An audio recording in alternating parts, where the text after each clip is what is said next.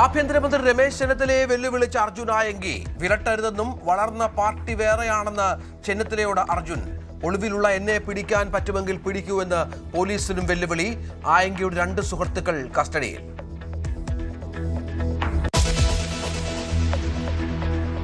മൂന്ന് മണിക്കൂറിലേറെ നീണ്ട മുതലപ്പുഴി റോഡ് ഉപരോധം അവസാനിപ്പിച്ചു. പ്രതിഷേധം അപകടത്തിൽപ്പെട്ട അഞ്ചുതെങ്ങ് സ്വദേശി ഷിജിനെ കണ്ടെത്തണമെന്നാവശ്യപ്പെട്ട് കുടുംബാംഗങ്ങളുമായും ഇടവക വികാരിയുമായും ചർച്ച നടത്തി മന്ത്രി CP ജോൺ.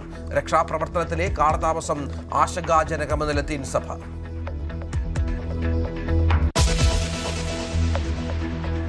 മഴ കടുക്കുന്നു. സംസ്ഥാനത്ത് 4 ജില്ലകളിൽ റെഡ് അലർട്ട്. കോഴിക്കോട്, വയനാട്, കണ്ണൂർ, കാസർഗോഡ് ജില്ലകളിൽ ജാഗ്രത. ശക്തമായ കാറ്റിനും കടലാക്രമണത്തിനും സാധ്യത.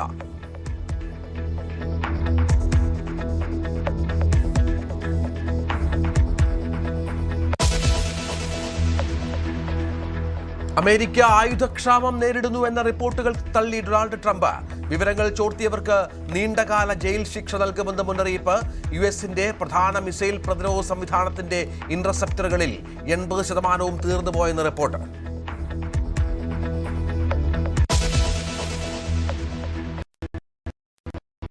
പാകിസ്ഥാനും തുർക്കിയും സൗദി അറേബ്യയും ചരിത്രപരമായ ത്രികക്ഷി പ്രതിരോധ കരാറിൽ ഒപ്പിടാനൊരുങ്ങുന്നു. അവസാനഘട്ട ചർച്ചകൾ സൗദിയിൽ. സംയുക്ത സൈനിക അഭ്യാസങ്ങൾ, പ്രതിരോധ വ്യവസായ ഉൽപാദനം, രഹസ്യാന്വേഷണ വിവരങ്ങൾ പങ്കുവെക്കൽ എന്നിവയോടൊപ്പം സാങ്കേതിക വിദ്യ കൈമാറ്റവും.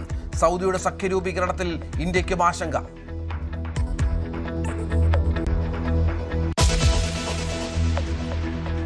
ജോസഫ് വിജയിൽ നിന്ന് വിവാഹമോചനം വേണ്ടെന്ന് ഭാര്യ സംഗീത. ചെങ്കൽപ്പേട്ട് കുടുംബ കോടതിയിൽ ഇക്കാര്യം അറിയിച്ചു. നിർണായകമായത് വിജയിയുടെ അമ്മയുടെ മധ്യസ്ഥ ശ്രമം. സംഗീത ഹാജരായത് വീഡിയോ കോൺഫറൻസിംഗിലൂടെ.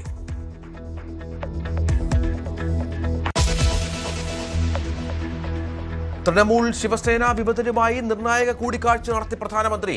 45 MPമാർ കൂടിക്കാഴ്ചയിൽ. NDAയിലെ ഏതെങ്കിലും ഒരു പാർട്ടിക്കൊപ്പമല്ല, ഓരോ MPക്കുമൊപ്പവും താനുണ്ടെന്ന് മോദി. അഭ്യൂഹമുയർത്തി ബാദലുമായും കൂടിക്കാഴ്ച.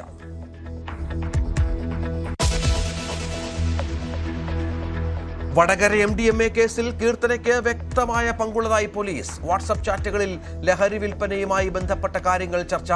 അക്കൗണ്ടുകളിലേക്ക് വലിയ തോതിൽ പണമെത്തി. കസ്റ്റഡി അപേക്ഷ കോടതിയിൽ.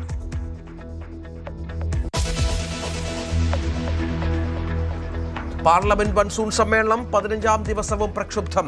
ആഭ്യന്തരമന്ത്രി പ്രസ്താവന നടത്തണമെന്നാവശ്യപ്പെട്ട ഇരുസഭകളിലും പ്രതിപക്ഷ പ്രതിഷേധം.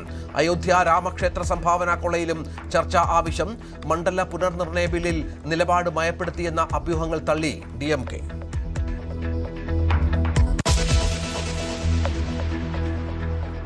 ഇറാനിലെ ഇസ്ലാമിക് റിപ്പബ്ലിക് ഭരണകൂടത്തെ താഴെയിറക്കാൻ ലക്ഷ്യമിട്ട മൊസാദ് പദ്ധതി പാളി. ഇസ്രായേൽ ചാരസംഘടനയുടെ 2 മുതിർന്ന ഉദ്യോഗസ്ഥരെ നീക്കി. ഇറാനിൽ ലക്ഷ്യമിട്ടത് കലാപം സൃഷ്ടിക്കണമെന്ന വിവരം. രഹസ്യ വിവരങ്ങൾ ചോർന്നതും കുർദിഷ് ഗ്രൂപ്പുകൾക്കിടയിൽ ഉണ്ടായ വിയോജിപ്പും ഇസ്രായേലിന് തിരിച്ചടി.